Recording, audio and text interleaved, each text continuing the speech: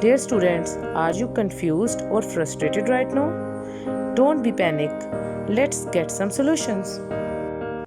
बिस्मिल्लाहिर्रहमानिर्रहीम अस्सलाम वालेकुम dear students, myself doctor Saeeda Nareen and today I am back. जैसा कि मैंने आपको कहा था अपने प्रीवियस लेक्चर में कि मैं नेक्स्ट लेक्चर में आपको इंपॉर्टेंट लॉन्ग क्वेश्चंस के बारे में मार्क करवाऊंगी और बताऊंगी ताकि आप मज़ीद अच्छे तरीके से अपनी प्रिपरेशन कर सकें अपने एग्ज़ाम्स के लिए। तो आज मैं वो लेक्चर आपको बारी बारी एक एक चैप्टर का इन डिटेल आपको बताऊँगी कौन से क्वेश्चन जो आपके स्मार्ट सिलेबस में इंक्लूडेड हैं और उनमें से कौन से टॉपिक्स ऐसे हैं जो इम्पॉर्टेंट हैं जिनको आप ज़्यादा टाइम दें ताकि आप के लिए आसानी हो सके, जब क्योंकि मोस्ट प्रोबेबली उसी में से क्वेश्चंस इंशाल्लाह आपको एग्जाम्स में आ सकते हैं। तो स्टार्ट होते हैं अपने सबसे पहला चैप्टर जो आपका चैप्टर नंबर 12 है इलेक्ट्रोस्टैटिक्स से। इलेक्ट्रोस्टैटिक्स में जो शुरू में टॉपिक है कूलम्स लॉ, पहले बहुत इंपॉर्टेंट हुआ करता था लेकिन अब चूँकि आपके स्मार्ट सिलेबस में इंक्लूडेड नहीं है तो हम इससे आगे चलेंगे।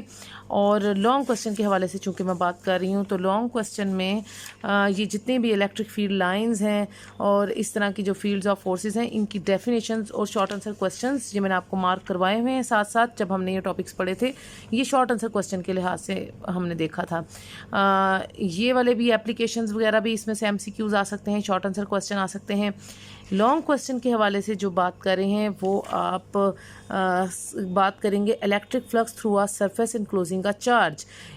इसमें आपको वो कहेंगे कि define electric flux and calculate the electric flux through a surface enclosing a charge. तो इस तरह से ये कम्बिनेशन बना के इस तरह से क्वेश्चन आता है। जब भी लॉन्ग क्वेश्चन आता है उसमें पहली लाइन जो है वो डेफिनेशन की आती है और सेकेंड लाइन में वो आपसे उसकी कोई ना कोई डेरिवेशन मांग रहे थे। क्योंकि फिजिक्स का पेपर है तो मैंने आपको लास्ट लेक्चर में भी बताया था कि डेरिवेशंस और एक्सप्रेशंस जो हैं वो बहुत इंपॉर्टेंट होती हैं फिजिक्स के अंदर।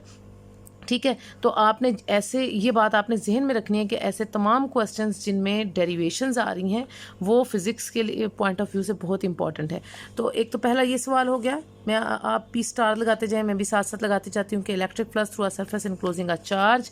उसके बाद और इसके साथ मैंने आपको कहा कि शुरू में वो कह सकते हैं कि डिफाइन इलेक्ट्रिक फ्लक्स, ठीक है, और फिर उसके बाद इसकी ये सारी डेरिवेशन आपने करनी है। उसके बाद आ जाता है गासिस लॉ, बहुत इंपॉर्टेंट लॉ है लेकिन इसकी भी वो आपको डेफिनेशन देंगे कि डिफाइन गासिस लॉ और जो इसकी आगे एप्लीकेशंस हैं वो आपसे वो मांगेंगे। वो एप्लीकेशन सारी तो नहीं वो आपसे मांग सकते, कोई एक एप्लीकेशन आपको कह देंगे।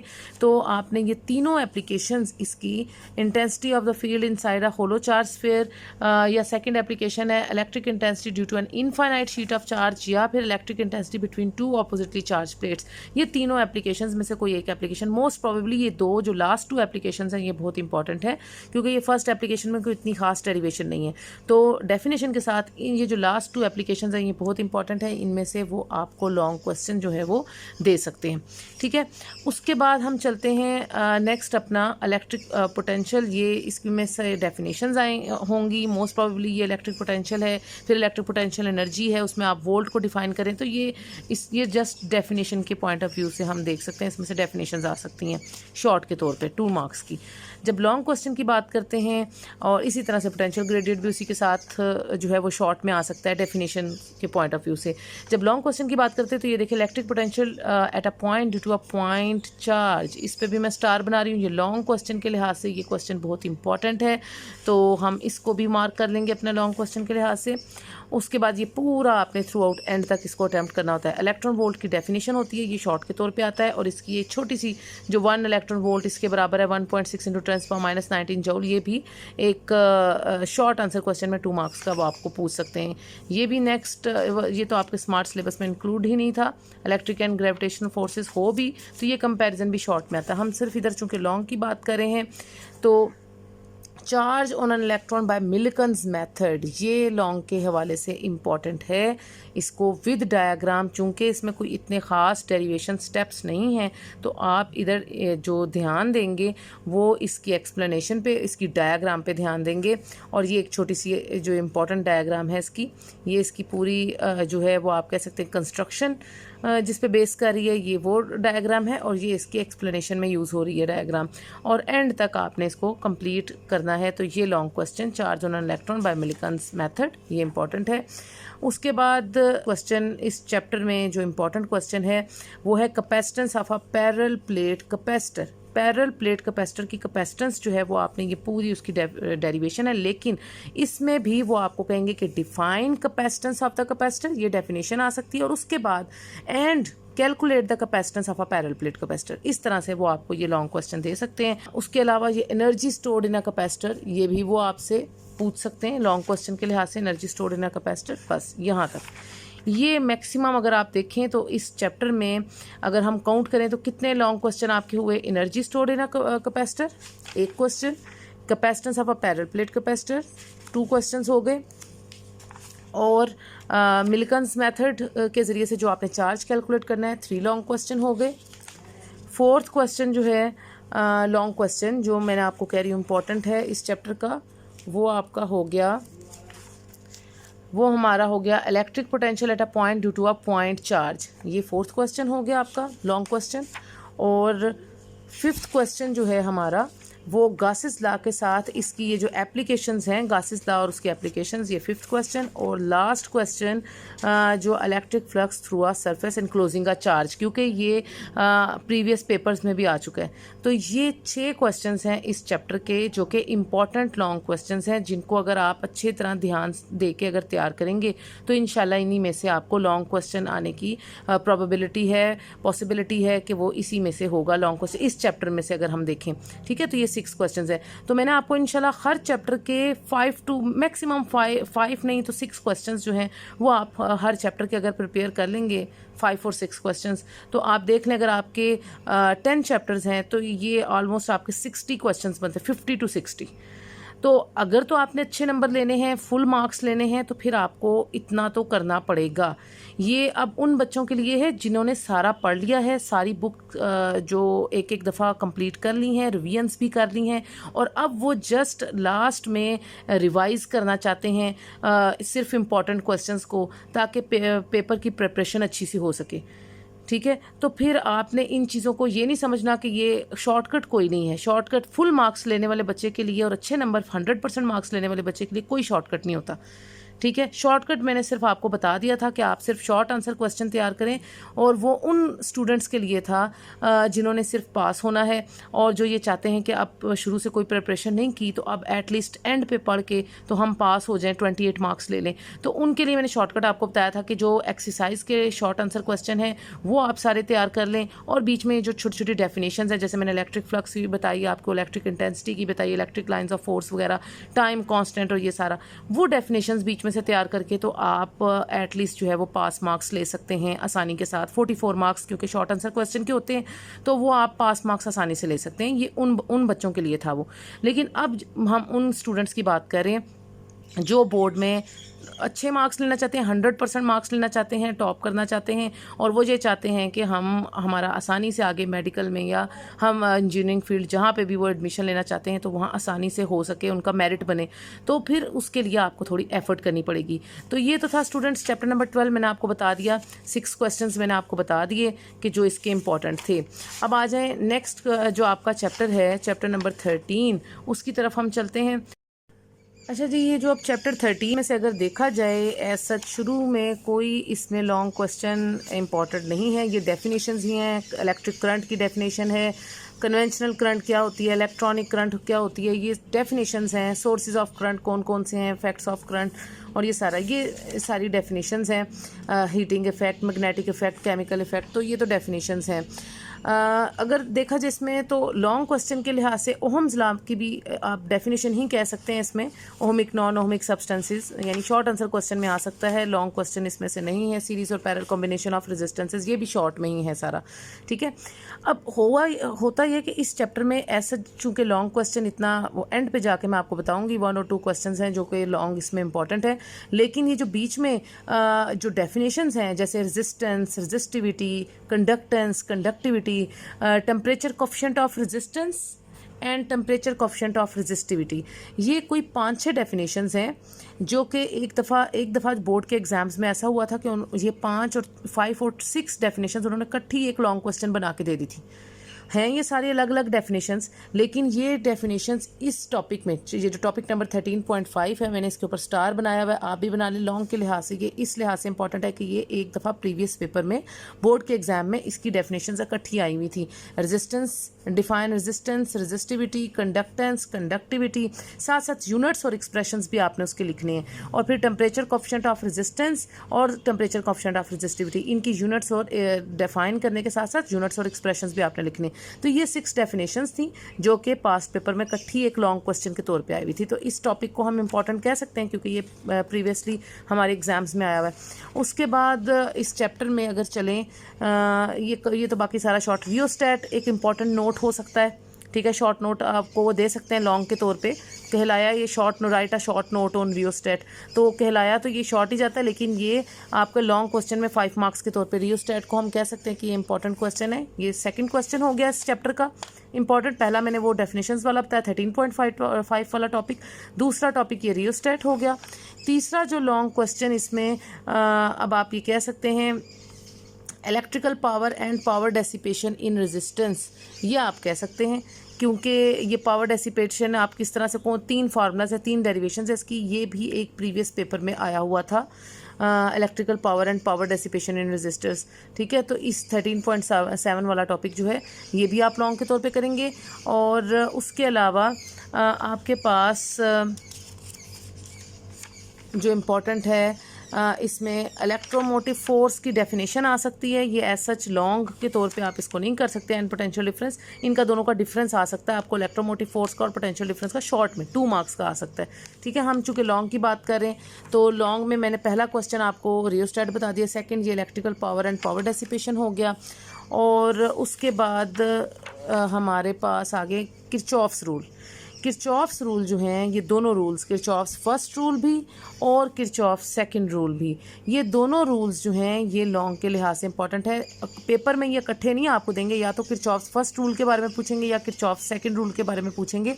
तो आपने ये दोनों रूल्स अच्छे से तैयार करने और इनके साथ इनकी एग्जाम्पल भी होनी चाहिए। किरचॉफ फर्स्ट रूल में तो ऐसा कोई एग्जाम्पल नहीं है, और ये किरचॉफ्स जो फर्स्ट रूल है law of conservation of charge को ओबे करता है और ये सारा कुछ, ये सारे पॉइंट्स आपने इसमें मेंशन करने। किरचॉफ सेकंड रूल जो है उसमें आपने ये जो इसका एक्सप्रेशन और इसका ये जो सर्किट है ये भी डायग्राम, किरचॉफ फर्स्ट रूल में इसकी डायग्राम, किरचॉफ सेकंड रूल में जो इसकी डायग्राम है कम्प्लेक्स सर्किट की, ये भी आपने बना के उसकी ये एक्सप्रेशन जो है वो लिखनी है। और इसके आगे जो इसके रिजल्ट्स निकाले हुए हैं ये वाले 5 जो 2 पॉइंट्स लिखे हुए हैं ये भी आप इसमें इसके साथ दे सकते हैं। तो ये 2 रूल्स बहुत इंपॉर्टेंट है, किरचॉफ फर्स्ट रूल भी और किरचॉफ सेकंड रूल भी। तो ये हमारे क्वेश्चन हो गए इस चैप्टर में, 4 क्वेश्चन हो गए। और उसके अलावा हमारे पास व्हीटस्टोन ब्रिज बहुत इंपॉर्टेंट क्वेश्चन, बहुत दफ़ा बोर्ड के एग्जाम्स में आया हुआ है। ये कंप्लीट इसकी सर्किट डायग्राम भी है, साथ इसकी डेरिवेशन भी है और रिजल्ट भी आप लिखेंगे। व्हीटस्टोन ब्रिज के अलावा पोटेंशियोमीटर लास्ट क्वेश्चन जो है इस चैप्टर का, जो कि बहुत इंपॉर्टेंट आप कंसीडर कर सकते हैं लॉन्ग क्वेश्चन के लिहाज से। तो ये हमारे क्वेश्चन हो गए इस चैप्टर के लॉन्ग क्वेश्चन। देख लेते हैं दोबारा से कि हमने कौन कौन से क्वेश्चन किए। पोटेंशियोमीटर एक क्वेश्चन हो गया, व्हीटस्टोन ब्रिज जो है वो दूसरा क्वेश्चन हो गया इस चैप्टर का, और तीसरा क्वेश्चन जो है वो मैंने आपको किरचॉफ्स रूल बताए। आप इसको बेशक अलग अलग मेंशन कर लें, Kirchhoff's second rule, first rule, third और फोर्थ क्वेश्चन हो गया आपका। और उसके बाद मैंने आपको कहा कि जो इम्पोर्टेंट क्वेश्चन है वो आपका electrical power and power dissipation in resistors, ये 5th क्वेश्चन आपका इंपॉर्टेंट हो गया इस चैप्टर का। और रियोस्टेट वाला टॉपिक ये आपका 6 क्वेश्चन हो गया। और रेजिस्टिविटी, ये जो डेफिनेशंस हैं, अब ये मैं इसको अलग से लॉन्ग क्वेश्चन इसलिए नहीं कंसीडर कर रही क्योंकि ये आपने शॉर्ट में भी तैयार करना है। ये वो लॉन्ग क्वेश्चन है जो आप resistance, resistivity, conductance, conductivity, temperature coefficient of resistance, temperature coefficient of resistivity, ये आपने शॉर्ट में भी डेफिनेशंस के तौर पे तैयार तो करना ही है, और इन्हीं को इकट्ठा करके वो आपको लॉन्ग में भी दे सकते हैं, ठीक है। तो ये इस तरह 6 to 7 क्वेश्चन, अगर आप किरचॉफ रूल को एक कंसीडर करें तो ये आपके पास फिर ये 6 क्वेश्चंस बन गए इस पूरे चैप्टर के, जो कि लॉन्ग के लिहाज से इम्पॉर्टेंट है, ठीक है। उसके बाद हम चलते हैं अपने नेक्स्ट चैप्टर की तरफ। नेक्स्ट चैप्टर है हमारा चैप्टर नंबर 14 इलेक्ट्रोमैग्नेटिज्म। इसमें कौन कौन से टॉपिक्स जो हैं लॉन्ग के लिहाज से इंपॉर्टेंट हैं। तो सबसे पहले हम ये देखते हैं the force on a current carrying conductor in a uniform magnetic field. ये हमारा फर्स्ट क्वेश्चन जो कि इंपॉर्टेंट है इस चैप्टर का लॉन्ग क्वेश्चन के लिहाज से, ठीक है। इसकी ये सारी आएंगे, सारे पॉइंट्स आएंगे और ये डायग्राम भी आएगी और ये डेरिवेशन भी आएगी, रिजल्ट भी आएगा। उसके बाद ये तो डेफिनेशंस है। एम्पियर्स लॉ बहुत इंपॉर्टेंट हमेशा से, लॉज जितने भी होते हैं फिजिक्स में वो हमेशा बहुत इंपॉर्टेंट होते हैं, लेकिन एम्पियर लॉ को आपने पूरा नहीं लिखना। हमेशा ये जो क्वेश्चन है एम्पियर्स लॉ का, ये ज़्यादातर ऐसे ही आता है कि define Ampere's law and calculate the field due to a current carrying solenoid. ये इस तरह से कॉम्बिनेशन में ये क्वेश्चन आता है। तो आपने सिर्फ एम्पियर्स लॉ को डिफाइन करना है इसमें, और डिफाइन करके आप उसकी ये एक्सप्रेशन लिख देंगे, और उसके बाद आप उसकी जो मैग्नेटिक फील्ड की एक्सप्रेशन है due to the current carrying solenoid, जो कि इसकी एक एप्लीकेशन है एम्पियर्स लॉ की, ये आप इसकी इन डिटेल लिखेंगे। तो ये 5 मार्क का होगा, ठीक है। तो एम्पियर्स लॉ हो गया। उसके बाद force on a moving charge in a magnetic field, ये 3rd क्वेश्चन इस चैप्टर का जो कि इम्पॉर्टेंट है, पूरा क्वेश्चन आपने इसको करना है। उसके बाद determination of e by m of an electron, ये वाला क्वेश्चन हो गया हमारा, ये भी कंप्लीट। हम ई बाय एम रेशो यानी चार्ज टू मैस रेशो जो है इलेक्ट्रॉन की, वो हम निकालेंगे विद डायग्राम। आपने डायग्राम बना के इसको कंप्लीट इसकी डेरिवेशन करनी है। CRO जो है ये एक दफ़ा एग्ज़ाम्स में आया हुआ है, वैसे ये कोई इतना ख़ास इंपॉर्टेंट नहीं है, लेकिन कैथोड रे ऑसिलोस्कोप एक दफ़ा चूँकि पास्ट एग्ज़ाम्स में आया है तो इसको भी आप कर लें। मैंने आपको इसको मार्क भी करवाया था कि आपने इसकी डेफिनेशन कैसे करनी है, कंस्ट्रक्शन वर्किंग कैसे करनी है, कैसे इसके पॉइंट्स हैं। तो ये CRO भी आ जाएगा हमारे लॉन्ग में। उसके बाद torque on a current carrying coil, ठीक है, ये वाला टॉपिक टॉर्क वाला, एंड गैल्वेनोमीटर, ठीक है। ये शॉर्ट नोट्स हैं टॉर्क का भी, गैल्वेनोमीटर का भी। गैल्वेनोमीटर के साथ चूंकि गैल्वेनोमीटर जो है वो डिटेक्ट करता है करंट को, उसके साथ एम मीटर भी है और वोल्ट मीटर। चाहे आपसे वो एम मीटर के बारे में पूछ लें, वैसे एम मीटर और वोल्ट मीटर के बारे में ज़्यादातर शॉर्ट में पूछा जाता है, लेकिन चूंकि इसके साथ थोड़ी सी इनकी डेरिवेशन है, इसलिए मैं आपको कह रही हूँ कि ये आप लॉन्ग में ज़रूर तैयार कर लें, एम मीटर भी और वोल्ट मीटर भी गैल्वेनोमीटर के साथ। बाकी ये सारे शॉर्ट हैं आगे, ठीक है। तो अब हम इस चैप्टर का भी देख लेते हैं कितने क्वेश्चंस जो हैं वो मैंने आपको बताए हैं। वोल्ट मीटर हो गया 1, एम मीटर हो गया 2, उसके बाद मैंने आपको कहा गैल्वेनोमीटर 3 क्वेश्चंस हो गए, और चौथा क्वेश्चन है आपका torque on a current carrying coil. CRO का हो गया 5वां क्वेश्चन, और determination of e by m charge to mass ratio, ये आपका 6ठा क्वेश्चन इंपॉर्टेंट हो गया। ये जो बीच में है लॉरेंट्ज फोर्स वाला, ये शॉर्ट में आता है, ये बड़ा इंपॉर्टेंट है शॉर्ट के लिहाज से। और उसके बाद force on a charge in a magnetic field, ये आपका 7वां क्वेश्चन हो गया। एम्पियर्स लॉ जो है ये आपका 8वां क्वेश्चन हो गया। और उसके बाद एम्पियर्स लॉ और वो जो मैग्नेटिक फील्ड आपने कैलकुलेट करनी थी due to a current carrying solenoid, वो इकट्ठा ही है ना। तो उसके बाद जो सबसे पहला था आपका force on a current carrying conductor in a uniform magnetic field, ये आपका 9वां क्वेश्चन हो गया। इस चैप्टर में जो लॉन्ग क्वेश्चन है वो ज़्यादा थे, और अब ये में भी ये ज़रूरी नहीं है कि अब इसमें 8 क्वेश्चंस हैं तो ये बाकी चैप्टर्स में कम हो सकते हैं, कुछ में 5 से भी कम होंगे, कुछ में 6, यानी आपने इस तरह से अगर वो इधर ज़्यादा हैं तो आगे इससे कम होंगे, ठीक है। तो ये हमारे क्वेश्चंस इस चैप्टर के, चैप्टर नंबर 14 के मैंने आपको इम्पॉर्टेंट बता दिए। उसके अलावा अब हम चलते हैं नेक्स्ट चैप्टर की तरफ, जो कि है हमारा चैप्टर नंबर 15 इलेक्ट्रोमैग्नेटिक इंडक्शन, ठीक है। और इलेक्ट्रोमैग्नेटिक इंडक्शन में कौन से टॉपिक्स जो हैं वो लॉन्ग के लिहाज से कौन से इंपॉर्टेंट हैं, तो हम आगे चलते हैं। पहले ये शुरू में तो सारी इसकी डेफिनेशन है, डेफिनेशन के पॉइंट ऑफ व्यू से है। हाँ, यहाँ से स्टार्ट होते हैं हम 15.2 से। मोशनल EMF का टॉपिक लॉन्ग के लिहाज से इम्पॉर्टेंट है, ठीक है। और उसके बाद फैराडेज लॉ 15.3 वाला टॉपिक लॉन्ग के लिहाज से with diagram, derivation, result. Law है, लॉ तो हमेशा ही इम्पॉर्टेंट है। उसके बाद 15.4 ये भी लॉ है, लेंस लॉ। बेशक इसमें डेरिवेशन नहीं है, लेकिन आप इसमें इसकी डेफिनेशन के साथ ये जो इसकी डायग्राम बना के इसकी एक्सप्लेनेशन बता सकते हैं और रिजल्ट लिख सकते हैं। लॉ है चूँकि, तो ये इंपॉर्टेंट है, कंसीडर किया जाएगा। म्यूचुअल इंडक्शन का टॉपिक ये इंपॉर्टेंट है लॉन्ग के लिहाज से, इसमें डेरिवेशन भी है। और म्यूचुअल इंडक्शन के बाद सेल्फ इंडक्शन, ठीक है, लॉन्ग के लिहाज से इम्पॉर्टेंट है। और energy stored in an inductor, inductor में एनर्जी जो है वो कैसे स्टोर होती है वो इसमें आ जाता है।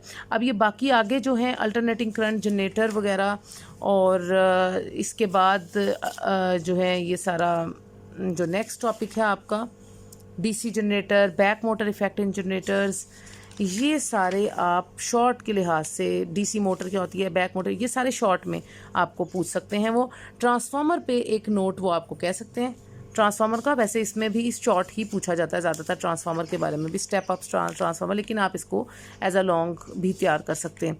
ठीक है, तो ये हमारा कंप्लीट हो गया। यानी इसमें हमने कितने टॉपिक किए हैं, ट्रांसफार्मर की बात हमने की, और उसके अलावा हमने बात की है जो लॉन्ग के लिहाज से हमने कहा कि energy stored in an inductor 2 question हो गए, सेल्फ इंडक्शन 3 हो गया, म्यूचुअल इंडक्शन 4, और लेंज लॉ 5, और फैराडेज लॉ 6, और फैराडेज लॉ के अलावा लास्ट क्वेश्चन जो मैंने आपको बताया इसका मोशनल ईएमएफ 7 क्वेश्चन हैं इसके। ठीक है, जो कि लॉन्ग के लिहाज से इस चैप्टर में से पूछे जा सकते हैं आपसे। तो नेक्स्ट आगे चलते हैं। जो हमारा नेक्स्ट चैप्टर है वो क्या है, चैप्टर नंबर 16 अल्टरनेटिंग करंट के बारे में। ये शुरू में सारी डेफिनेशन है कि अल्टरनेटिंग करंट क्या होती है, और ये इसकी बताएंगे instantaneous value, peak value, peak to peak, ये सारी शॉर्ट में ही आप कर रहे हैं, इसमें से अभी लॉन्ग नहीं हम कर रहे, फेज़ लैग, फेज़ लीड वगैरह और ये सारा। और उसके अलावा जो लॉन्ग इसका स्टार्ट होगा वो स्टार्ट होगा AC थ्रू आ रजिस्टर 16.3 से। ठीक है, AC through register, AC through capacitor. उसके बाद जो थर्ड क्वेश्चन है AC थ्रू इंडक्टर। उसके बाद RC and RL fourth question, ये इंपॉर्टेंट है लॉन्ग के लिहाज से, with diagram, explanation, derivation, everything. और उसके बाद ये जो पावर वगैरह, ये छोटा, ये बीच में आप इसको शॉर्ट के तौर पे करते हैं, पावर इन AC सर्किट्स। ठीक है, तो ये शॉर्ट में है बीच में। उसके बाद ये series resonance circuit, parallel resonance circuit,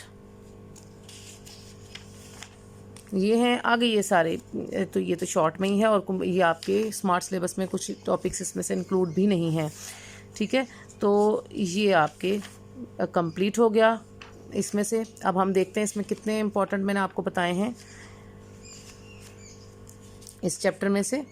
इस चैप्टर में से parallel resonance circuit, series resonance circuit 2 question ये वाले। उसके बाद मैंने आपको बताया है RC and RL series circuit, third ये लॉन्ग क्वेश्चन इंपॉर्टेंट था इस चैप्टर का। उसके बाद मैंने आपको बताया AC थ्रू इंडक्टर 4, और AC through capacitor 5 and AC through register 6। ये 6 क्वेश्चंस हैं जो इस चैप्टर के इंपॉर्टेंट लॉन्ग के तौर पे आपने तैयार करने हैं विद डायग्राम एंड डेरिवेशन। बाकी जो है वो शॉर्ट के तौर पे आप देख सकते हैं बीच में जो छोटी छोटी डेफिनेशंस हैं। उसके बाद हम चलते हैं अपना आगे, जो चैप्टर नंबर 17 है फिज़िक्स ऑफ सॉलिड्स, उसमें हम किस तरह से इसको देखते हैं लॉन्ग के लिहाज से। इसमें ज़्यादातर डेफिनेशंस ही हैं, स्ट्रेस की, स्ट्रेन की, इलास्टिक कांस्टेंट्स की, और ये सब डेफिनेशंस हैं, शॉर्ट के तौर पे इंपॉर्टेंट है। जो मेन इसमें लॉन्ग क्वेश्चन इंपॉर्टेंट है वो ये है elastic limit and yield strength, ये एक क्वेश्चन। दूसरा question strain energy in deformed materials, ये सेकंड क्वेश्चन इस चैप्टर का इंपॉर्टेंट है। और उसके बाद इलेक्ट्रिकल प्रॉपर्टीज़ ऑफ सॉलिड्स, जिसमें कि एनर्जी बैंड थ्योरी जो है वो लॉन्ग के तौर पे आपसे पूछी जाती है, तो हम इसको यहीं से ले लेते हैं, इलेक्ट्रिकल प्रॉपर्टीज़ ऑफ सॉलिड्स, उसी में हम एनर्जी बैंड थ्योरी आ जाती है इलेक्ट्रिकल प्रॉपर्टीज़ के अंदर ही। ठीक है, लेकिन जब आपको लॉन्ग क्वेश्चन वो देते हैं तो वो कहते हैं कि एक्सप्लेन एनर्जी बैंड थ्योरी, तो फिर आप डायरेक्ट एनर्जी बैंड थ्योरी से भी स्टार्ट कर सकते हैं, फिर आपको ये शुरू का इलेक्ट्रिकल प्रॉपर्टीज़ ऑफ सॉलिड्स नहीं लिखना पड़ता। ठीक है, तो एनर्जी बैंड थ्योरी से भी आप, अगर वो एनर्जी बैंड थ्योरी के बारे में पूछेंगे तो आप डायरेक्ट यहाँ से भी कह सकते हैं। और अगर वो कहेंगे कि इलेक्ट्रिकल प्रॉपर्टीज़ ऑफ सॉलिड्स को एक्सप्लेन करें तो फिर उसमें आप उसकी एनर्जी बैंड थ्योरी भी बताएंगे, और ये सारा इंसुलेटर्स का, कंडक्टर्स का, ये इसके अंदर ही आ जाता है सारा। ठीक है, बाकी ये डेफिनेशन है इंट्रिंसिक, एक्सट्रिंसिक, सेमीकंडक्टर, और ये जो इलेक्ट्रॉन्स और होल्स की मोशन, ये और ये भी सुपर कंडक्टर्स भी जो है ये शॉर्ट में आपसे पूछ सकते हैं कि सुपर कंडक्टर्स क्या होते हैं। मैग्नेटिक प्रॉपर्टीज़ ऑफ सॉलिड्स, जिसमें पैरामैग्नेटिक, डायमैग्नेटिक, फेरोमैग्नेटिक सब्सटेंसेस, ये भी आपसे शॉर्ट में ही वो पूछते हैं। तो हिस्टैरिसीस लूप में वो जो हिस्टैरिसीस लॉस है वो क्या होता है, वो भी आपसे वो शॉर्ट में पूछते हैं। तो इस चैप्टर में जो लॉन्ग क्वेश्चन आपको मैंने बताए हैं इंपॉर्टेंट, जो कि प्रीवियस बोर्ड एग्जाम्स में आए हुए हैं, वो देख लेते हैं कौन से हैं। ज़्यादा क्वेश्चंस नहीं हैं इस चैप्टर के, आप देखेंगे कौन कौन से क्वेश्चन मैंने आपको बताया है। एक मैंने आपको ये एनर्जी बैंड थ्योरी यानी इलेक्ट्रिकल प्रॉपर्टीज ऑफ सॉलिड्स, जिसमें एनर्जी बैंड थ्योरी भी आ रहा है, मैंने आपको कहा वो यहाँ से भी पूछ सकते हैं कि define and explain electrical properties of solids, तो फिर आप ये सारा लिखेंगे जिसमें एनर्जी बैंड थ्योरी भी आएगी। या यहाँ से भी पूछ सकते हैं कि एनर्जी बैंड थ्योरी, तो फिर आप डायरेक्ट एनर्जी बैंड थ्योरी में ये सारा यहाँ तक लिख लेंगे, यहाँ तक कंडक्टर्स तक, इंसुलेटर्स को, कंडक्टर्स को, सेमीकंडक्टर, साथ आप इसकी डायग्राम्स भी बनाएंगे। तो ये आपका हो गया क्वेश्चन, ठीक है। और उसके बाद जो मैंने आपको सेकंड क्वेश्चन जो इंपॉर्टेंट, ये आपका पहला क्वेश्चन था इंपॉर्टेंट, उसके बाद जो सेकंड मैंने आपको बताया वो strain energy in deform material, तो थर्ड जो है वो मैंने आपको elastic limit and yield strength, ठीक है। तो ये 3 क्वेश्चन ही हैं लॉन्ग जो इस चैप्टर के ज़्यादातर बोर्ड एग्जाम्स में आए हुए हैं। इन 3 के अलावा कोई एज सच लॉन्ग क्वेश्चन के तौर पे इंपॉर्टेंट नहीं है, शॉर्ट में वो आपसे पूछ सकते हैं, ठीक है। उसके बाद आ जाते हैं हम आपको अब आप देखें ना, जो पिछले कुछ चैप्टर ऐसे थे जिसमें 8-8 क्वेश्चन भी थे लॉन्ग में। अब ये जो लास्ट चैप्टर है इसमें लॉन्ग में सिर्फ 3 क्वेश्चंस मैंने आपको बताए हैं। तो इस तरह है, अप एंड डाउन है बीच में, तो इसीलिए मैंने आपको बताया मोर और लेस 50 to 60 क्वेश्चन ही होल बुक के आपके बनेंगे। तो वो आप अच्छे से रिवीजन में उनको आप जो है राइट डाउन करके अच्छे तरीके से अगर आप उनकी प्रैक्टिस करेंगे तो इंशाल्लाह आपके फुल मार्क्स जो हैं वो बोर्ड एग्जाम्स में आएंगे। आ जाएंगे चैप्टर नंबर 18 की तरफ, इलेक्ट्रॉनिक्स में ज़्यादा लॉन्ग क्वेश्चन होंगे क्योंकि ये पीएन जंक्शन डायोड्स के बारे में, ये शुरू वाला तो नहीं है इतना इंपॉर्टेंट, ये तो शॉर्ट में ही आप कहेंगे, ब्रीफ रिव्यू जो है ये तो नहीं आप कहेंगे। यहाँ से स्टार्ट होता है इसका लॉन्ग रेक्टिफिकेशन के टॉपिक से। हाफ वेव रेक्टिफिकेशन भी पूछ सकते हैं, फुल वेव रेक्टिफिकेशन भी पूछ सकते हैं। आपने डायग्राम्स और साथ उनकी एक्सप्लेनेशन पूरी जो है वो साथ लिखनी है, चाहे वो हाफ वेव रेक्टिफिकेशन पूछें चाहे फुल वेव रेक्टिफिकेशन पूछें। तो रेक्टिफिकेशन का टॉपिक बहुत इंपॉर्टेंट है इस चैप्टर का। उसके बाद ये तो वो आपसे शॉर्ट में ही पूछेंगे, स्पेशली डिज़ाइन पीएन जंक्शंस वगैरह। ट्रांजिस्टर का टॉपिक, अच्छा अब ट्रांजिस्टर में जस्ट ट्रांजिस्टर नहीं वो पूछते, ट्रांजिस्टर की तो जस्ट डेफिनेशन आपने लिखनी होती है।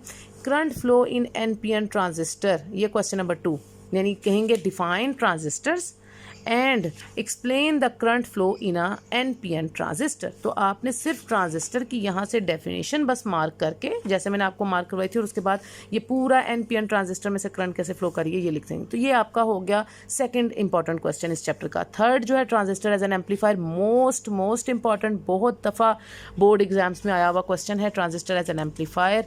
और उसके बाद जो आपका ऑपरेशनल एम्पलीफायर आ जाता है। ऑपरेशनल एम्पलीफायर में भी आपको ये शुरू में तो सारी ये उसकी जस्ट डेफिनेशन है इसमें से आएगी, या तो वो operational amplifier as an inverting पूछेंगे, ये भी बहुत मोस्ट इंपॉर्टेंट क्वेश्चन, या फिर operational amplifier as non inverting, ये भी मोस्ट इंपॉर्टेंट क्वेश्चन। यानी आपको कहेंगे define operational amplifier and evaluate या derive the expression for the operational amplifier as inverting amplifier, या derive the gain of operational amplifier as inverting या as non inverting amplifier. तो ये दोनों ही बहुत इंपॉर्टेंट हैं ऑपरेशनल एम्पलीफायर में। और उसके बाद एज सच बाकी तो आपका है नहीं। Comparator as a night switch, ये लास्ट टाइम एग्जाम में आया हुआ था, ये भी आपका इंपॉर्टेंट क्वेश्चन है और आपके स्मार्ट सिलेबस में भी इंक्लूडेड है, तो इसको भी आप इंक्लूड करें। आगे तो इसमें ये आपका इंक्लूडेड ही नहीं है स्मार्ट सिलेबस में। तो अब हम देख लेते हैं कि इस चैप्टर के हमने कितने लॉन्ग क्वेश्चन किए। Comparator as a night switch एक क्वेश्चन हो गया, उसके बाद operational amplifier as non inverting 2, operational amplifier as inverting amplifier 3 हो गया। उसके बाद ये तो उसके साथ ही है ना उसकी डेफिनेशन। उसके बाद fourth question transistor as an amplifier, और fifth question define transistor and the current flow in NPN transistor, ये आपका फिफ्थ क्वेश्चन हो गया। तो और इस फिफ्थ क्वेश्चन के बाद रेक्टिफिकेशन का टॉपिक मैंने आपको बताया है, ये 6 क्वेश्चन हो गया आपके। चाहे हाफ वेव रेक्टिफिकेशन हो, ज़्यादातर फुल वेव रेक्टिफिकेशन के बारे में वो आपसे पूछते हैं कि define rectification and explain the full wave rectification. तो हाफ वेव और फुल वेव दोनों ही इक्वली इंपॉर्टेंट आप रखें, कोई भी दोनों में से वो आपको पूछ सकते हैं। तो ये आपके 6 क्वेश्चन जो हैं वो इस चैप्टर के हो गए जो कि इंपॉर्टेंट लॉन्ग क्वेश्चन थे, ठीक है। उसके बाद अब हम आ जाते हैं अपने चैप्टर नंबर 19 के ऊपर। 19 चैप्टर जो है वो मॉडर्न फिजिक्स का, डॉन ऑफ मॉडर्न फिजिक्स का चैप्टर है, और इसमें लॉन्ग क्वेश्चन कौन कौन से शुरू वाले टॉपिक्स तो आपके स्मार्ट सिलेबस में इंक्लूडेड ही नहीं हैं। तो उसके बाद हम देखते हैं कि आगे कौन से टॉपिक्स आपके इम्पॉर्टेंट हैं इस चैप्टर में। ब्लैक बॉडी रेडिएशन से स्टार्ट हो रहा है। तो सबसे पहले ब्लैक बॉडी रेडिएशन क्या है, ठीक है। ब्लैक बॉडी रेडिएशंस के बारे में और ये जो इसके अंदर पॉइंट्स हैं ये सारी मैंने आपको बताया था एमसीक्यूज वाइज भी ये इंपॉर्टेंट पॉइंट्स हैं और इसमें से ज़्यादातर short answer question black body radiation के बारे में भी वो शॉर्ट में आपसे पूछ सकते हैं। डेफिनेशन है कि what are black body radiations और उसके बाद वेन्स डिस्प्लेसमेंट लॉ क्या होता है, उसका कांस्टेंट की वैल्यू आपको एमसीक्यूज में दे सकते हैं, या फिर स्टीफेंस बोल्ट्जमैन लॉ क्या है उसके कांस्टेंट की वैल्यू, और प्लैंक्स अजम्पशन क्या होती है, फोटोन क्या किसको कहते हैं, ये कब नोबेल प्राइज़ मिला मैक्स प्लैंक को। ये सारे एमसीक्यूज या शॉर्ट वाइज जो हैं और प्लैंक्स कांस्टेंट की वैल्यू ये भी एमसीक्यूज में दे सकते हैं। यानी ये जो ब्लैक बॉडी रेडिएशन का टॉपिक है ये short answer question wise MCQs wise ये इस तरह से इंपॉर्टेंट क्वेश्चन है। लॉन्ग में अगर देखें तो interaction of electromagnetic radiation with matter के साथ जब इलेक्ट्रोमैग्नेटिक रेडिएशन की इंट्रैक्शन होती है तो वो किन किन तरीकों से होती है। पहली है, सबसे पहले आ जाता है photo electric effect, most important question. ये आपको विद डायग्राम कंप्लीट क्वेश्चन है, फुल एक्सप्लेनेशन है। ये आप यहाँ से शुरू होंगे फोटो इलेक्ट्रिक इफेक्ट को बताना और उसमें आपके पास ये पहले उसकी क्लासिकल के व्यूज़ आएंगे जो क्लासिकल एक्सपेरिमेंट से पॉइंट्स आए थे और उसके बाद आपने जो उसमें explanation on the basis of quantum theory ये भी सारा इसी के अंदर आएगा। और ये फिर यहाँ तक फोटो सेल से ऊपर तक आप फोटो इलेक्ट्रिक इफेक्ट के बारे में बताएंगे। तो ये सारा लॉन्ग क्वेश्चन 5 मार्क का फोटो इलेक्ट्रिक इफेक्ट का बहुत इंपॉर्टेंट है। आगे ये जो फोटो सेल है ये उसकी एक एप्लीकेशन है जस्ट, तो ये आप ना भी लिखना चाहें फोटो इलेक्ट्रिक इफेक्ट के क्वेश्चन में क्योंकि ये ऑलरेडी इटसेल्फ बहुत लॉन्ग क्वेश्चन है, तो आप ना लिखें। बेशक फोटो सेल के बारे में आप स्किप भी कर देंगे तो उसका कोई ऐसा हर्ज नहीं होगा उसके अंदर, ठीक है, क्योंकि ये उसकी एक एप्लीकेशन है। तो ये फोटो इलेक्ट्रिक इफेक्ट पहला क्वेश्चन जो इस चैप्टर का बहुत इंपॉर्टेंट है मैंने आपको बताया। उसके बाद कॉम्पटन्स इफेक्ट बहुत इंपॉर्टेंट, ये सेकंड जब इलेक्ट्रोमैग्नेटिक रेडिएशन की इंट्रैक्शन होती है मैटर के साथ तो या तो फोटो इलेक्ट्रिक इफेक्ट होता है या कॉम्पटन्स इफेक्ट। जो सेकंड इफेक्ट होता है वो कॉम्पटन्स इफेक्ट, उसकी ये डायग्राम है और आपके सिलेबस में इसकी डेरिवेशन इंक्लूडेड नहीं है, तो आप जस्ट उसका रिजल्ट पे आ जाते हैं और उसके बाद आप ये जो कॉम्पटन्स वेवलेंथ है उसको डिफाइन करते हैं और उसको आगे से डिराइव भी करते हैं।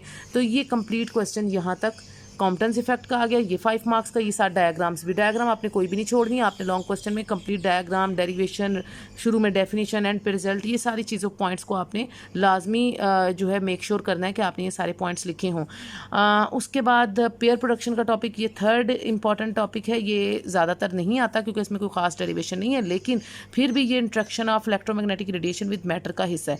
हम कहते हैं कि जब भी कोई इलेक्ट्रोमैग्नेटिक रेडिएशन मैटर के साथ इंट्रैक्ट करती है तो या तो वो फोटो इलेक्ट्रिक इफेक्ट का प्रोसेस करती है या वो कॉम्पटन्स इफेक्ट का प्रोसेस होता है या फिर आपका पेयर प्रोडक्शन का प्रोसेस होता है। और ये पेयर प्रोडक्शन का प्रोसेस वाहिद वो प्रोसेस है जो कि आपकी फिजिक्स की डेफिनेशन को कंप्लीट करता है, क्योंकि हम कहते हैं ना कि physics is a branch of science which deals with the study of matter and energy and there mutual relationship with each other. तो मैटर जो है आपका, उससे एनर्जी, तो आपने देखा कि एनर्जी जो है वो आप जब मैटर से एनर्जी रिलीज़ होती है या वो एनर्जी लेता है या देता है, लेकिन एनर्जी से मैटर में कैसे कन्वर्जन होती है वो ये पेयर प्रोडक्शन का वाहिद प्रोसेस है जो आपकी फ़िज़िक्स में आपकी डेफिनेशन को कंप्लीट करता है कि म्यूचुअल रिलेशन का मतलब है कि अगर मैटर से एनर्जी बन रही है तो एनर्जी से भी मैटर बनना चाहिए। तो पेयर प्रोडक्शन का प्रोसेस हमें बताता है कि एनर्जी से मैटर में किस तरह से कन्वर्जन होती है।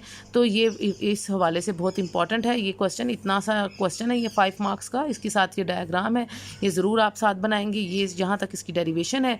बाकी ये सारा शॉर्ट में है, इनहिलेशन ऑफ मैटर। तो ये 3 लॉन्ग मैंने आपको बताया, photo electric effect, Compton's effect, pair production, और उसके बाद जो चौथा लॉन्ग है वो ये है वेव नेचर ऑफ पार्टिकल्स। उसमें ये आपने जो एग्जाम्पल्स हैं ये एग्जाम्पल्स के तौर पर दिया हुआ है कि आपने फॉर एग्जांपल एक राइफल बुलेट कंसीडर की है, ये एक एग्जांपल है। उसके बाद जो दूसरी example on the other hand electron को आपने उसके साथ कंपेयर किया और दोनों की वेवलेंथ निकाल के आपने देखी है। तो आपने देखा कि जो आपकी राइफल बुलेट है उसकी वेवलेंथ आ रही है 1 × 10⁻34 मीटर, जो कि पॉसिबल ही नहीं है, ठीक है ना, बहुत ही स्मॉल वेवलेंथ है, इतनी स्मॉल वेवलेंथ है जो मेजरेबल ही नहीं है आपके लिए। उसके बरक्स आपकी जो इलेक्ट्रॉन की जो आ रही है वेवलेंथ वो आ रही है 7 × 10⁻10 मीटर, ये एक पॉसिबल वेवलेंथ है। ये वो वेवलेंथ है जो कि एक्स रेज को रिप्रेजेंट करती है। तो ये 2 एग्जांपल्स इसके साथ हैं इस क्वेश्चन में। ये लॉन्ग क्वेश्चन है वेव नेचर ऑफ पार्टिकल का, ये इसकी डायग्राम है। तो ये इंपॉर्टेंट क्वेश्चन है। डिवीजन एंड जर्मर एक्सपेरिमेंट अलग से इसकी वेव नेचर ऑफ पार्टिकल्स को डिस्क्राइब करती है। तो वो जब division and Germer Germer experiment का कहना होगा तो वो आपको अलग से कहेंगे कि डिफाइन या describe the wave nature of particles with the help of division and Germer experiment. जब वो कहेंगे with the help of division and Germer experiment तो फिर आपको ये सारा करना पड़ेगा, ये एग्जाम्पल्स भी करनी पड़ेंगी और साथ ही डिवीजन एंड जर्मर एक्सपेरिमेंट की ये पूरी डेरिवेशन और ये उसकी डायग्राम है, ये भी आप इसके साथ ही करेंगे। तो ये भी इंपॉर्टेंट है डिवीजन एंड जर्मर एक्सपेरिमेंट इसके साथ ही, ठीक है। बाकी ये सारा ये यहाँ तक ये क्वेश्चन होगा डिवीजन एंड जर्मर एक्सपेरिमेंट का। वेव ने जो पार्टिकल ड्यूअलिटी है ये शॉर्ट में आप करेंगे और उसकी जो यूजेस है वेव नेचर ऑफ पार्टिकल्स की ये भी आप जो है वो शॉर्ट के लिए करते हैं, ठीक है। इलेक्ट्रॉन माइक्रोस्कोप भी शॉर्ट में आता है। और अनसर्टेनिटी प्रिंसिपल जो है ये एक अनदर इम्पॉर्टेंट लॉन्ग क्वेश्चन है। अनसर्टेनिटी प्रिंसिपल का ये कंप्लीट क्वेश्चन है, ठीक है। तो अनसर्टेनिटी के जब पोजीशन और मोमेंटम के बारे में या एनर्जी और टाइम की अनसर्टेनिटी है तो ये कंप्लीट क्वेश्चन यहाँ तक कि कब उसको नोबेल प्राइज़ मिला ये इसका कंप्लीट लॉन्ग क्वेश्चन है। तो इस चैप्टर में हमने जितने लॉन्ग देखे हैं वो हम देख लेते हैं।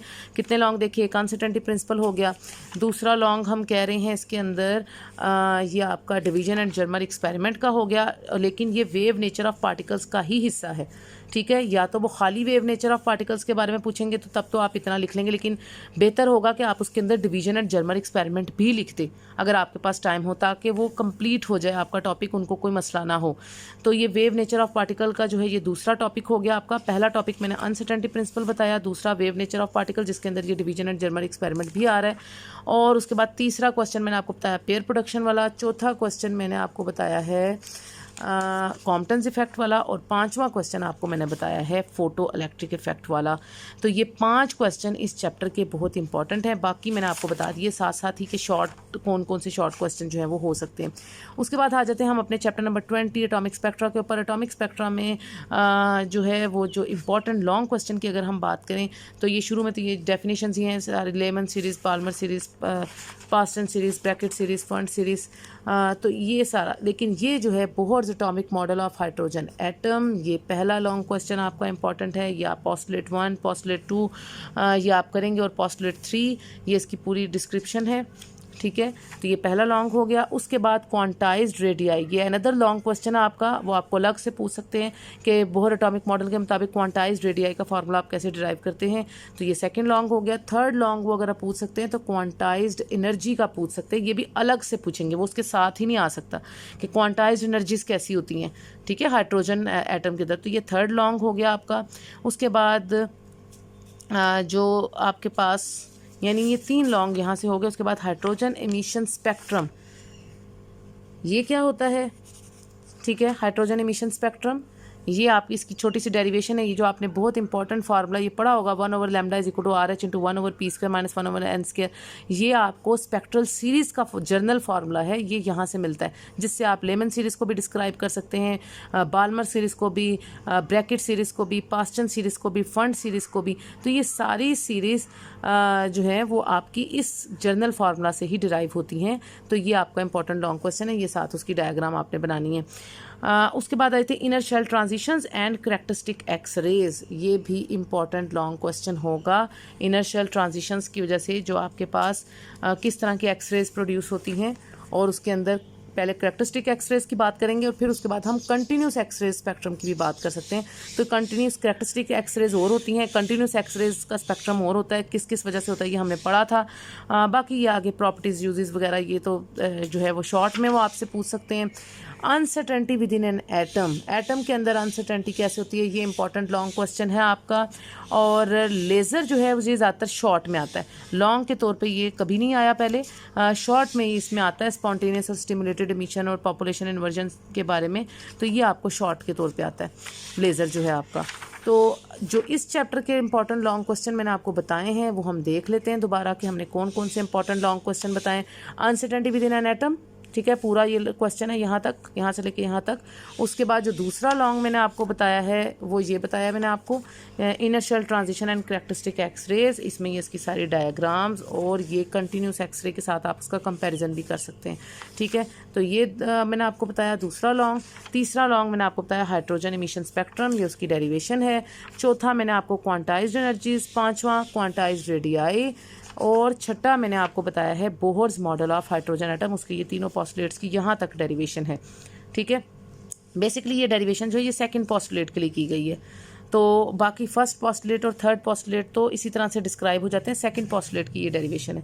तो ये आपके 3 जो है 6 लॉन्ग क्वेश्चन मैंने आपको इस चैप्टर के बता दिए, जो आपके 20th चैप्टर के इंपॉर्टेंट लॉन्ग क्वेश्चन हो सकते हैं, जिनमें से ज़्यादा पॉसिबिलिटी है कि लॉन्ग क्वेश्चन जो है वो आएगा इंशाल्लाह। उसके बाद आता है चैप्टर नंबर 21 न्यूक्लियर फिजिक्स, जो कि आपका लास्ट चैप्टर है। इस चैप्टर में से आपका कौन कौन से लॉन्ग क्वेश्चन इंपॉर्टेंट है वो हम देखते हैं। मास इफेक्ट एंड बाइंडिंग एनर्जी, इसकी एग्जांपल के साथ आप इसको डिराइव कर सकते हैं। इसका एक्सप्रेशन आप निकालेंगे, एक सिंगल न्यूक्लियस के लिए कैसे होता है और एक केमिकल रिएक्शन के अंदर मास इफेक्ट और बाइंडिंग एनर्जी का क्या रिलेशन है।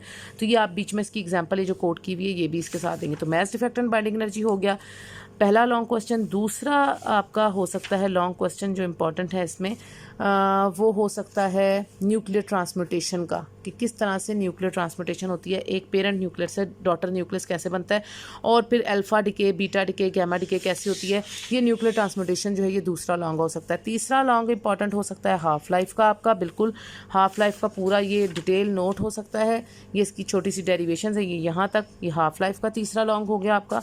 चौथा लॉन्ग क्वेश्चन इसमें बाकी तो ये शॉर्ट में ही है, alpha particle, beta particle, gamma particle की क्या क्या सिमिलैरिटीज़ हैं, क्या क्या डिफरेंसेस है, किसकी रेंज ज़्यादा है, किसका जो है वो कौन दूर तक जाते हैं, या कौन किसकी एबिलिटी आयनाइजेशन पावर ज़्यादा है। तो वो ये सारी चीज़ें, उसके लिए ये टेबल भी आप अगर पढ़ लेंगे तो आपको वो आ जाएगा। वो इतना लॉन्ग के लिहाज से इंपॉर्टेंट नहीं है। लॉन्ग के लिहाज से जो ज़्यादा इंपॉर्टेंट है वो रेडिएशन डिटेक्टर्स हैं, तीनों radiation detectors, Wilson cloud chamber, Geiger Muller counter, और तीसरा जो है वो आपका है सॉलिड स्टेट डिटेक्टर। ये तीनों रेडिएशन डिटेक्टर्स बहुत इंपॉर्टेंट हैं लॉन्ग क्वेश्चन के हवाले से, मैं आपको बात बता रही हूँ यहाँ पर। तो ये तीनों रेडिएशन डिटेक्टर्स ज़्यादातर इसमें जो आता है पेपर्स में ये जीएम काउंटर यानी कि गाइगर मलर काउंटर आता है, लेकिन आपने तीनों रेडिएशन डिटेक्टर्स ज़्यादा इंपॉर्टेंट इनमें से जीएम काउंटर है। तो तीनों रेडिएशन डिटेक्टर्स को जो है वो आपने लाजमी तैयार करना है लॉन्ग क्वेश्चंस के तौर पे, क्योंकि वो रेडिएशन डिटेक्टर्स तीनों ही इंपॉर्टेंट कंसीडर किए जाते हैं। और उसके बाद आपके पास जो टॉपिक लॉन्ग के लिहाज से इंपॉर्टेंट है न्यूक्लियर फिजन रिएक्शन, ठीक है, कंप्लीट टॉपिक, उसकी डायग्राम, उसकी जो रिएक्शंस हैं वो, और उसके बाद जो है आपके पास इंपॉर्टेंट है वो है आपका न्यूक्लियर फ्यूजन रिएक्शन, ठीक है। तो फिजन रिएक्शन और फ्यूजन रिएक्शन ये तो हमेशा ही इंपॉर्टेंट होते हैं, ठीक है। उसमें न्यूक्लियर रिएक्शन इनसाइड द सन, ये जो फ्यूजन रिएक्शन है ये आप एग्जांपल के तौर पे उसमें कोट कर सकते हैं। तो ये लॉन्ग क्वेश्चन मैंने आपको बता दिए इस चैप्टर के, जो कि इम्पॉर्टेंट लॉन्ग क्वेश्चन थे। आगे ऐसा कोई क्वेश्चन नहीं जो कि इसमें से लॉन्ग क्वेश्चन के लिहाज से इम्पॉर्टेंट हो। बेसिक फोर्सेस ऑफ नेचर जो है ये सारे ये या बिल्डिंग ब्लॉक्स ऑफ मैटर जो है इसके अंदर, ये आपको शॉर्ट के तौर पे आने चाहिए। ये हेड्रॉन्स क्या होते हैं, लेप्टॉन्स, और इसमें से एमसीक्यूज भी आते हैं, क्वार्क्स क्या हैं, और ये सारा कुछ बेसिक फोर्सेस ऑफ नेचर कितनी होती हैं, ये आपको शॉर्ट के तौर पे आने चाहिए। तो ये जो है ये आपके टोटल इसमें जो लॉन्ग मैंने आपको मार्क कराए हैं इसके अंदर वो हम देख लेते हैं कितने मार्क कराए हैं मैंने आपको। लॉन्ग क्वेश्चन मैंने आपको मार्क कराया है, एक तो आपका फ्यूजन रिएक्शन हो गया, दूसरा लॉन्ग मैंने आपको मार्क कराया है जो आपका फिजन रिएक्शन हो गया, ठीक है, न्यूक्लियर फिजन रिएक्शन। तीसरा लॉन्ग मैंने आपको मार्क कराया है इसके अंदर जो आपका सॉलिड स्टेट डिटेक्टर। चौथा आपका हो गया जीएम काउंटर या गाइगर मलर काउंटर। पांचवा आपका हो गया विल्सन क्लाउड चैम्बर। और उसके बाद छठा लॉन्ग क्वेश्चन हो गया आपका हाफ लाइफ, ठीक है। और उसके बाद जो मैंने आपको इधर और कोई मार्क करवाया है वो कौन सा है आपका न्यूक्लियर ट्रांसमिटेशन, ठीक है ना, alpha decay, beta decay, gamma decay इसके अंदर आती है। और सातवां क्वेश्चन है आपका mass defect and binding energy. तो ये 7 क्वेश्चंस मैंने इसमें से मार्क कराए हैं आपको, जो कि इस चैप्टर के लॉन्ग क्वेश्चंस जो हैं वो इंपॉर्टेंट लॉन्ग क्वेश्चंस कंसीडर किए जाते हैं। बाकी इसका मतलब ये नहीं कि आप बाकी चैप्टर छोड़ देंगे। बाकी चैप्टर में से मैंने आपको बताया कि शॉर्ट आंसर क्वेश्चन जो है वो तो हर एक, उसके लिए आपने हेड्रॉन्स क्या है, लेप्टॉन्स क्या है, जो क्वार्क्स क्या हैं, ये सारी चीज़ें, और जो एमसीक्यूज़ हैं आपके उसके लिए भी मैंने आपको बताया कि ये सारी चीज़ें, ये जो शॉर्ट आंसर क्वेश्चंस हैं हेड्रॉन्स और लेप्टॉन्स, इसमें से आपको एमसीक्यूज़ भी आ सकते हैं। एमसीक्यूज़ की प्रिपरेशन के लिए मैंने आपको लास्ट टाइम एक तरीका भी बताया था। वो तरीका मैंने आपको कहा था कि आप पास 10 पेपर्स पकड़ लें प्रीवियस ईयर्स के और उनको सॉल्व कर लें, उनके एमसीक्यूज़ को, उनके मल्टीपल चॉइस को आप सॉल्व करना शुरू करें, तो इंशाल्लाह आपको उसी में से रिपीटेडली वही एमसीक्यूज़ आपको पता चलेगा कि बार बार आते हैं। और अगर आप पास 10 ईयर्स के पेपर को वैसे ही सॉल्व कर लेते हैं, पूरे पेपर सॉल्व करते हैं, तो भी आपको अंदाज़ा हो जाएगा कि वो एक ही जैसे एमसीक्यूज़ जो हैं और एक ही जैसे शॉर्ट आंसर क्वेश्चन ज़्यादातर जो है रिपीट होते हैं। मैं आपको एमसीक्यूज़ की तैयारी के लिए स्पेशली तरीका बता रही हूँ कि आप पास्ट पेपर्स लेके, पास्ट 10 ईयर्स के पेपर लेके उनको सॉल्व कर लें। अभी आपके पास जो दिन है उनमें आप 1-2 दिन में ये काम कर सकते हैं, क्योंकि अब आपका रिवीजन चल रहा है। तो अब आपके पास टाइम है, तो आप 2 दिन या 3 दिन अगर आप एक सब्जेक्ट के ऊपर लगाते हैं, तो एक दिन के अंदर जो है आप ये सारे लॉन्ग क्वेश्चन जो इंपॉर्टेंट मैंने मार्क कराए हैं आप ये कर सकते हैं। एक दिन में आप पास्ट 10 ईयर्स के पेपर आराम से सॉल्व कर सकते हैं और उनके एमसीक्यूज़। और जो लास्ट डे, थर्ड डे, अगर आप एक सब्जेक्ट की प्रिपरेशन को 3 डेज़ लगा रहे हैं, तो थर्ड डे में आप जो अपना पूरे जो पेपर्स हैं लास्ट 10 ईयर्स के, आप उनमें से कोई एक पेपर सॉल्व कर लें। कोई पिछले अपने किसी घर में किसी बड़े को कह सकते हैं कि वो उनमें से आपको कोई भी पेपर सॉल्व करने के लिए दे दे, और उसको आप स्पेसिफिक विद इन स्पेसिफिक जो टाइम पीरियड है 3 आवर्स का, उसके अंदर कंप्लीट करें और चेक करें कि आपसे कौन कौन सी मिस्टेक्स हुई हैं। लेकिन अब लिखना बहुत ज़रूरी है, राइटिंग प्रैक्टिस बहुत ज़रूरी है। बच्चे याद करते जाते हैं, स्टूडेंट्स याद करते जाते हैं, लेकिन उनको अटैम्प्ट करना नहीं आता, उनकी राइटिंग अच्छी नहीं होती, या पेपर में जाके फिर वो कन्फ्यूजन में जो है वो गंद बहुत डाल देते हैं, क्योंकि घर में इतना ज़्यादा लिख के पहले प्रैक्टिस नहीं की होती, सारा कुछ ज़ुबानी याद किया होता है, उसकी वजह से नुकसान होता है आपको। तो अब ये जो डेज़ हैं, आप एक सब्जेक्ट के 3 पेपर्स अब आपके होने हैं, तो आप एक सब्जेक्ट को 3 डेज़ भी लगाते हैं, तो एक दिन आप उसका एक दिन में आप उसका एक स्पेसिफिक रखें कि एक दिन आपने उसके सारे एमसीक्यूज़ सॉल्व करके देखने हैं पास्ट पेपर से, एक दिन आपने उसके सारे जो है वो लॉन्ग क्वेश्चन जो मैंने आपको मार्क कराए हैं वो करने हैं, और न्यूमेरिकल प्रॉब्लम्स उसकी करनी है और शॉर्ट करने हैं। और लास्ट डे में आप उस सारे की रिवीजन के तौर पे आप अपने किसी एल्डर को कह सकते हैं कि वो आपको एक टेस्ट दे जो कि आप टाइम पीरियड में सॉल्व करें, तो इससे इंशाल्लाह आपकी अच्छी प्रिपरेशन होगी। और आई होप स्टूडेंट्स आज के लेक्चर से आपको काफ़ी मदद मिलेगी और आपके लिए काफ़ी बेनिफिशियल होगा अपने नेक्स्ट फ्यूचर पेपर्स में। I wish you a very best of luck अपने पेपर्स के लिए। अल्लाह आपको कामयाब करे, लेकिन उसके लिए आपकी अपनी मेहनत भी बहुत ज़रूरी है, क्योंकि अल्लाह ताला ने मेहनत हमारे हाथ में रखी है, और उसके बाद हम अल्लाह ताला से दुआ कर सकते हैं कि वो हमारे लिए अच्छे से अच्छा जो है वो आगे ज़रिया बनाए और सबब बनाए और हमारे लिए अच्छे से अच्छे इंतज़ामात करें। लेकिन उसके लिए आपने पहले अपनी मेहनत में कोई कसर नहीं छोड़नी है। थोड़े से दिन है, इसमें अच्छी सी मेहनत कर लें, इंशाल्लाह अल्लाह आपको उसका अजर देगा। और अगर आपको कोई मसला हो, कोई परेशानी हो, तो आज के लेक्चर के हवाले से या आपने किसी भी टॉपिक के हवाले से अगर कोई कन्फ्यूजन है जो आप क्लियर करना चाहते हैं, तो आप मुझे कमेंट कर सकते हैं कमेंट सेक्शन में। और अगर आपने अभी तक मेरे चैनल को सब्सक्राइब नहीं किया, तो आप मेरे चैनल को सब्सक्राइब करें, शेयर करें, लाइक करें, ज़्यादा से ज़्यादा लोगों को आगे शेयर करें, ताकि ज़्यादा से ज़्यादा लोग इससे फ़ायदा उठा सकें। और कोई भी कोई मसला हो तो आप मुझे कमेंट करके बताएं। अगर मेरा लेक्चर आपके लिए ज़रा सा भी बेनिफिशियल साबित हुआ है, तो इसको लाइक ज़रूर करें, ताकि मुझे भी पता चले कि आपने इसको देखा है और इससे कुछ ना कुछ फ़ायदा हासिल किया है। So that's all for today students. Until the next lecture अपना बहुत सा ख्याल रखें, दुआओं में याद रखें। Take care. अल्लाह हाफिज़।